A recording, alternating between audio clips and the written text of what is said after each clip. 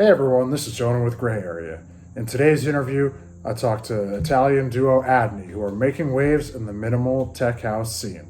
They're known for their unique blend of analog and synth sounds, and they've signed records already with Seth Troxler's label Play It Say It. Check out the interview below and more like this at grayarea.com. Hi, Jonah. Hi. Hey, how you guys doing? All good. How you doing? You good? I'm good. I'm good. I'm in New York. We just actually, I also work as a talent buyer. So we actually just had our festival here, Electric Zoo. So still kind of just my legs are like so shot from the weekend, just being on my feet all day. But we're surviving. We're happy we were able to get it done. What's going on over in your world? Well, we're waiting for clubs for the reopening because here in Italy everything is still closed, and yeah, that's what is happening here in Italy.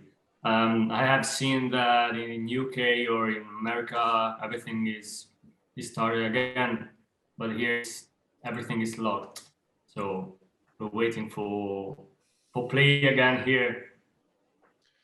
Do you guys feel like, and we don't, not to like get too much into like the politics of all that stuff, but is the sentiment kind of between you and your friends and peers that like that's the right decision, or does it feel like it's moving a little too slowly? Yeah, I mean, to me, I think that it's going too slow here in Italy. Yeah, There are some parties, but are all illegal.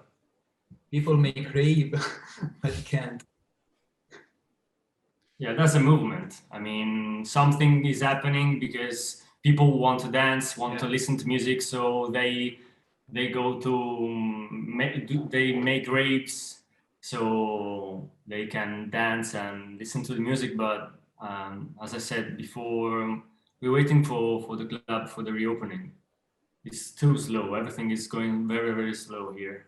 Yeah. Yeah, no, absolutely. I mean, it's been obviously, if you guys have been following the US at all, you know that Yeah, of we're course. we're still kind of a shit show. And uh it's like everywhere in the country is a little bit different. Even in New York, it's been pretty interesting because we were kind of on the later end of reopening compared to some other places. And we had I think we had our first event on July 1st. And for about a month, it felt like, oh, wow, like we're back, we're good. This is what's happening, normal life. And then obviously, like, it kind of took a bit of a downturn. And, really starting with our festival this past weekend, we were, needed vaccines or recent negative tests to get in. And I think now, starting next week, it's just going to be, vaccine only for pretty much most venues in the city.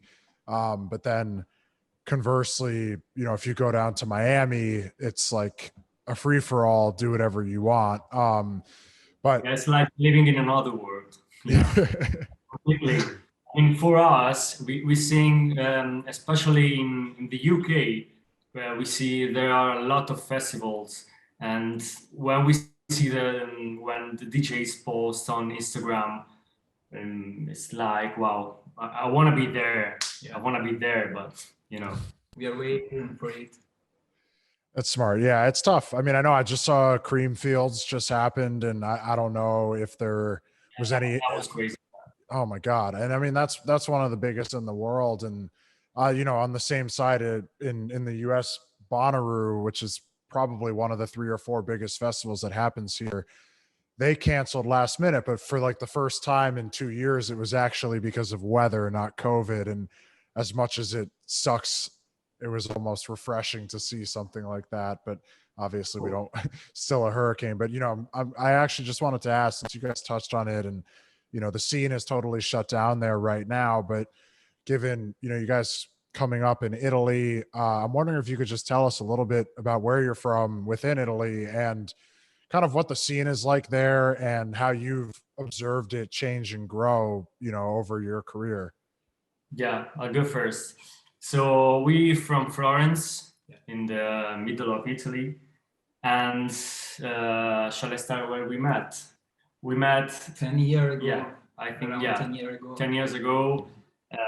We were pretty young, and firstly we were selling tickets for a club at the beginning, yeah, and then we became DJs like 1 year later. Yeah. We started DJing, and we were actually straight resident in a good club in Florence, yeah, for 3 or 4 years, and yeah, that was really amazing, Yeah. because we met a lot of DJs From around the world, like Spain, like UK. Not big DJs, but DJs can have made us growth. Yeah, we were speaking a lot about music or making music or what is becoming a DJ, because we were pretty young, really young, and a lot of DJ told us like, okay, in your head can be easy to be a DJ because you want to play for people, you want to see people dance to your music, but when you have to take an airplane and go to the other part of the world is, stressing. So we understood a lot of things, and yeah, that's how we met. And what else? The club was called the Adne. This was our first project. Was a huge party because it was a kind of boiler room. Yeah. Was a small club, dark, with a huge sound system at the four corners of the dance floor, and the console was in the middle at the same level of the people. So you could feel the very hot and joyful atmosphere and wonderful emotions. Yeah, the atmosphere was amazing. Yeah. There was no difference between DJ and the dance floor. Yeah. It was like same feelings for everyone. So it was really amazing. Yeah, insane, amazing years. That's great. I mean, it's interesting because I think I often ask, whether people have a preference between playing venues like that or large festivals or, kind of bigger venues, and almost everyone, as much as they love the festival set or the huge club, of course, I mean, at the end of the day, energy, of course, yeah, but I mean, also a small club, it can give you a lot of emotions. Yeah, I think just having that kind of closeness to the fan and just understanding, seeing and feeling their reaction. Do you guys have a memory of the first time you ever played, whether it was together or separately?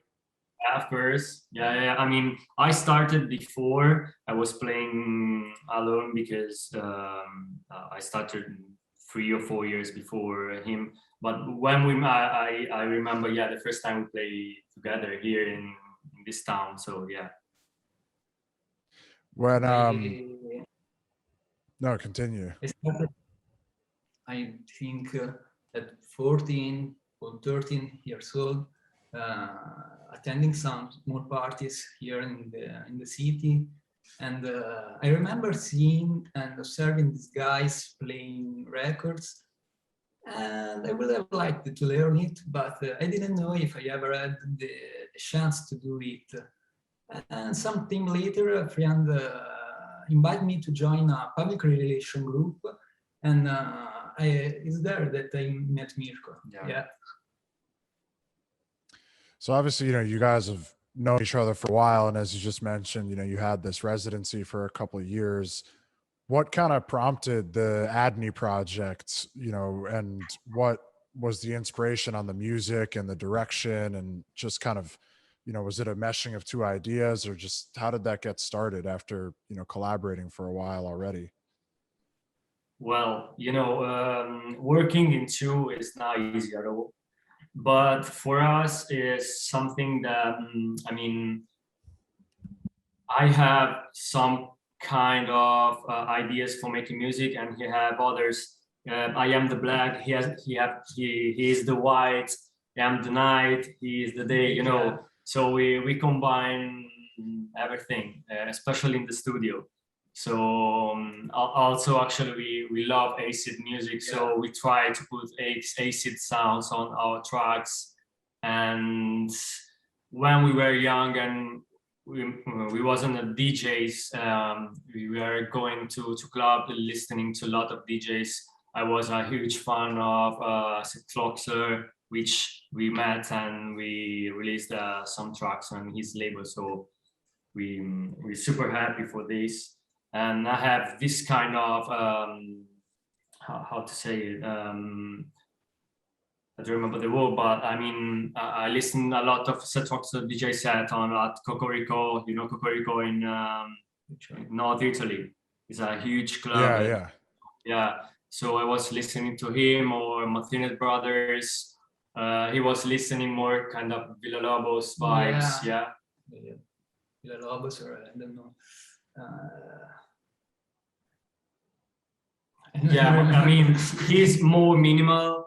I am more kind, dark vibes, Seth Troxler vibes, or also good vibes as Martinez Brothers. He's you know, is everything connected. An artist like that I like is, for example, Sim Proper. Yeah, he's mad. I love him too.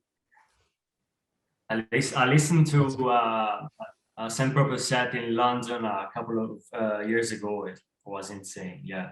I see it in Swiss for the Zurich parade. Yeah. Yeah, that's what we like. We like to listen to DJs and we love music, so we are together. We work together.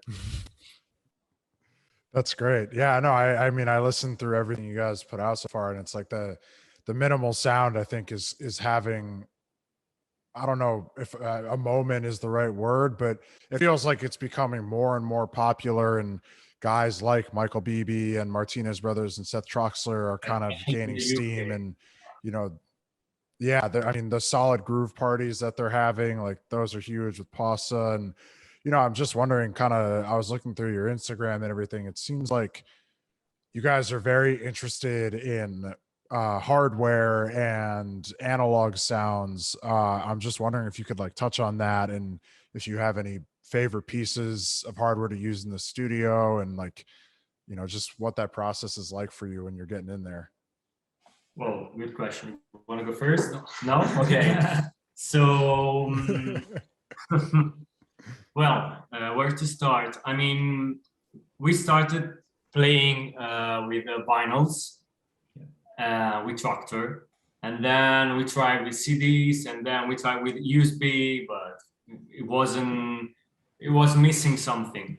So after the Seth Troxler's release, we decided to try with a live performance. Yeah. So we invested some money in synthesizer. We invested more time, like money, for learn about it, and we try to play in a live.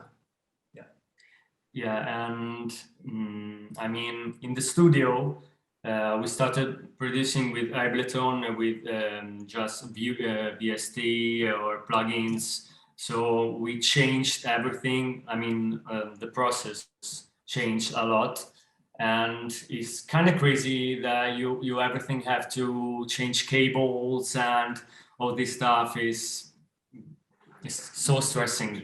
But yeah, at the same time, when you're making music, the approach is totally different, and the feeling with the people is different, because people like it more, I think. Yeah, I mean, also every live set is completely different to the other and to the other. So that's the idea that we have. I mean, every live set is never can be the same, you know. So that's a great thing. And for the producing method, I mean, as I said, it changed everything, because we got Electron Digitact, And then we bought some acid baseline synthesizers, like 303 emulators, or some Roland. Yeah, we started with package. You buy package, but it's totally different making sound with the machines, and the quality of sound is different. Yeah, it's another level. Yeah, it's another level. Yeah, and yeah.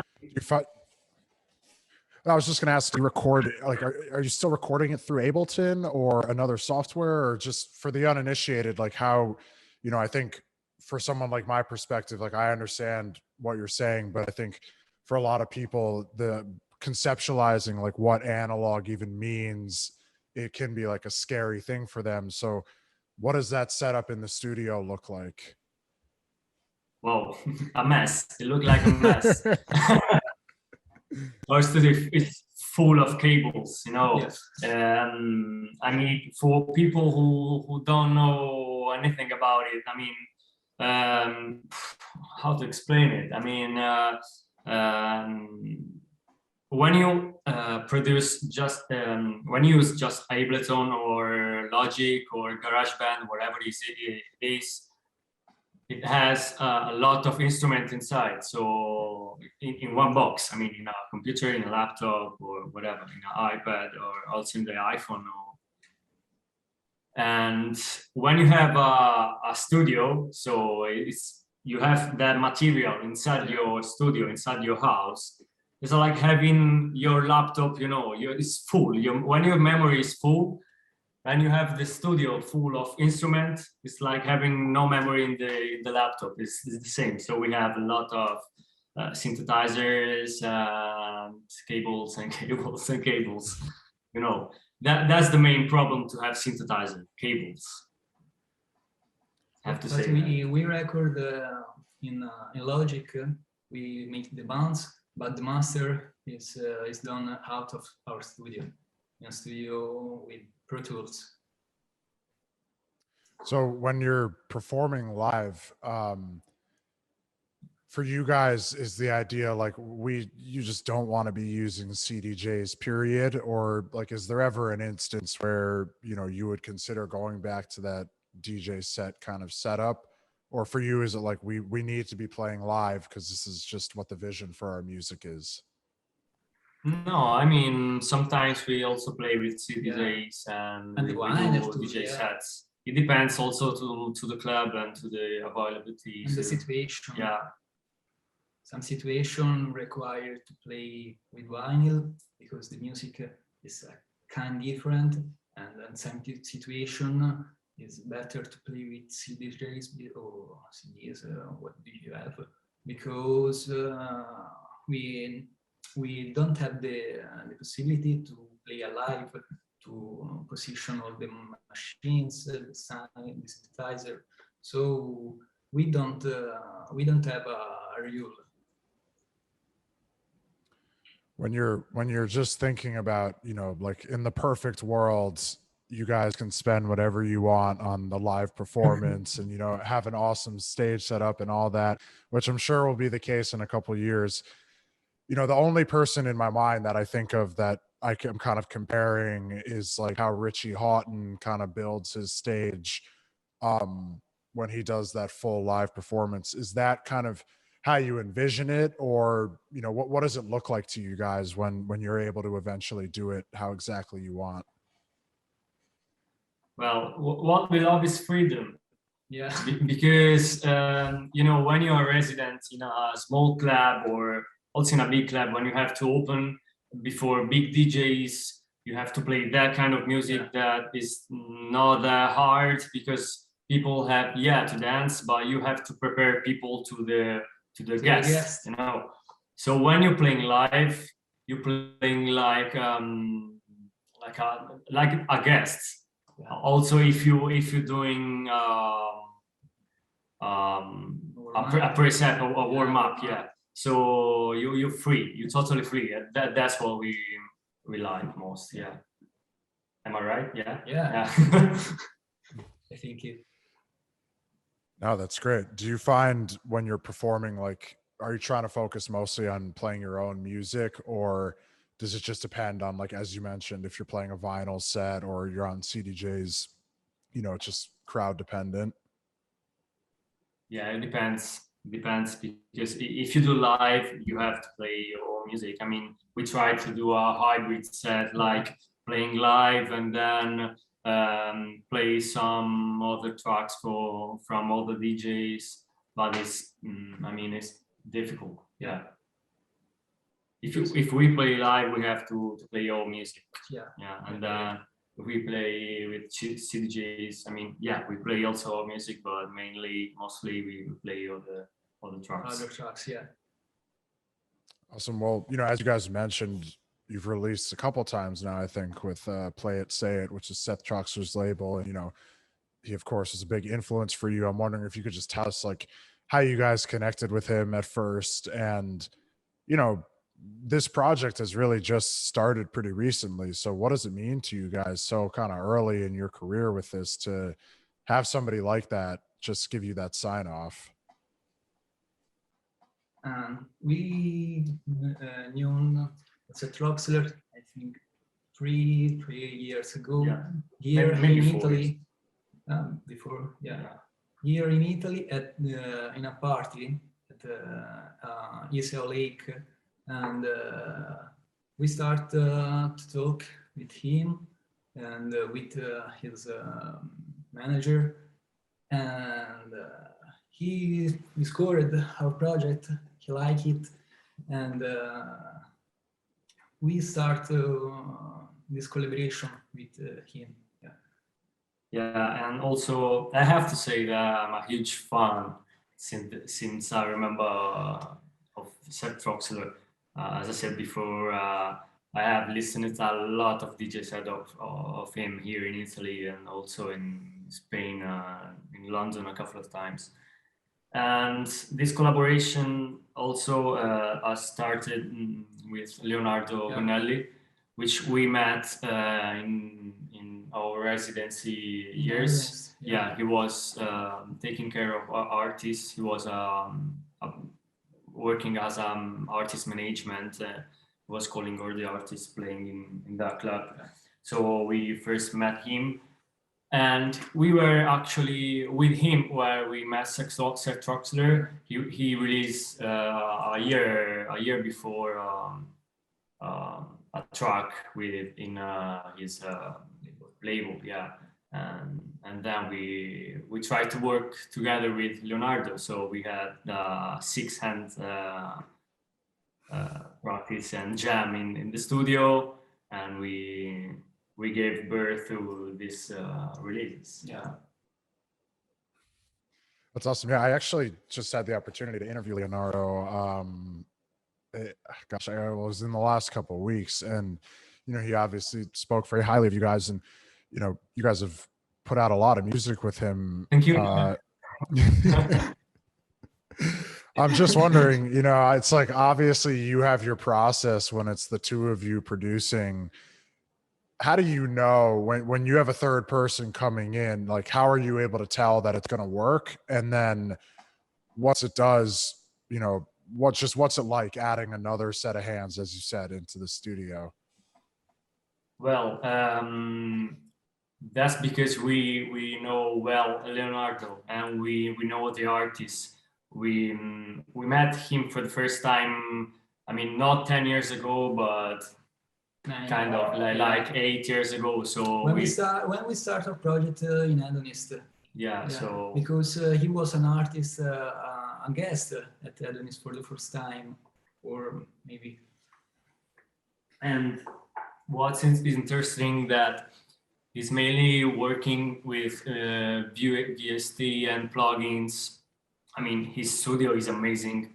When we can, we go to record in his studio because it's something is on another level. Yeah. And as I said, he's mostly working with plugins, with Logic, and we are making music with with synthesizers, and the approach was different. So we wanted to try to let him come in our project and touch with hands to all the synthesizers. And I mean, we know him as an artist, so that's why we choose him. But actually, he chose us because we were so young. So yeah. No, that's great. Yeah, I mean, obviously he only had good things to say about you guys. And you know, when it came up, because I asked him, you know, just to talk about the scene in Italy and kind of who's coming up. And obviously, if you're both being from Florence, that helps.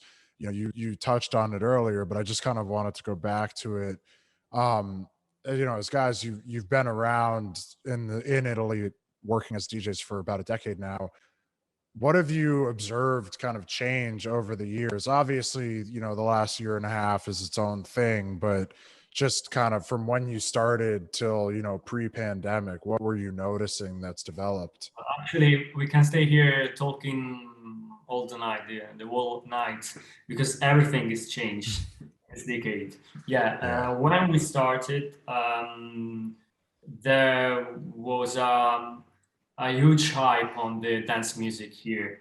I mean, it was full of clubs, disco clubs, and people were really interested about this world. I'm talking about 10 years ago. But now, I mean, a lot of clubs are closed because people were not interested more on this kind of music. Here in Italy now, the minimal tech house and maybe the techno is going, like the hype is high. But for the minimal it's like I don't say nothing, because in South Italy or in North Italy there are some clubs that are still doing minimal music, but here in Tuscany there's nothing. I mean, just one club which is closed right now because of the COVID. And that's it. One or a couple of clubs. So also in Riccione, where was the Cocorico or Peter Pan, all the clubs are closed. Which is a shame, because Cocorico was one of the most iconic Italian clubs. It was amazing. The atmosphere was amazing. You know, all the sunrise I spent over there. I miss it.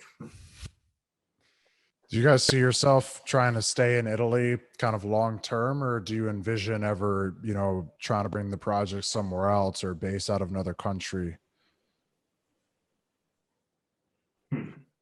Well, I have been. I used to live in London some years ago. I stayed there for a couple of years, and I mean, for me, I can go there tomorrow, but you know, the big city life is kind of stressing and it's really expensive. So for now, we stay here. We're based here. We have our own studio. He's still studying. So for now, at the moment, we stay here and we try to make music and to become, like, I mean, more to grow in the music market, you know. And then why not? I mean, if the situation will be like that in 5 or 10 years, we have to to escape. Are there any labels or, you know, kind of some of these larger event brands that, like, you're hoping to sign music with or become associated with down the line? Obviously, you know, you're on a really good path right now, but just kind of outside of the Play It, Say It. Well, we feel like we did nothing, so we always we want to grow and do something more. So we would like. I mean, he said a couple of days ago he actually wanted to play in a huge festival. I don't remember. Which is a role. In it. And I mean, we never played in huge festivals, so we trying to make it happen I don't know, in a year or who knows. Well, Yeah, I'm sure that it's coming. Oh, I hope so. We hope We so. hope so. We Yeah. hope so. Yeah, that's the next step we The want next step, yeah. to make. Yeah. So kind of past that, you know, one of the things it seems like you guys have a serious artistic vision, you know, with this project just behind how you're presenting yourself online, and obviously it, you know, with the live aspect of it, just down the line, again, kind of in, you know, assuming things keep progressing how you want them to, where do you hope to take this project, whether it's, you know, starting a label or obviously, you know, headlining festivals one day, just like what's the goal for you guys in a couple of years? Oh, yeah. You answered this question.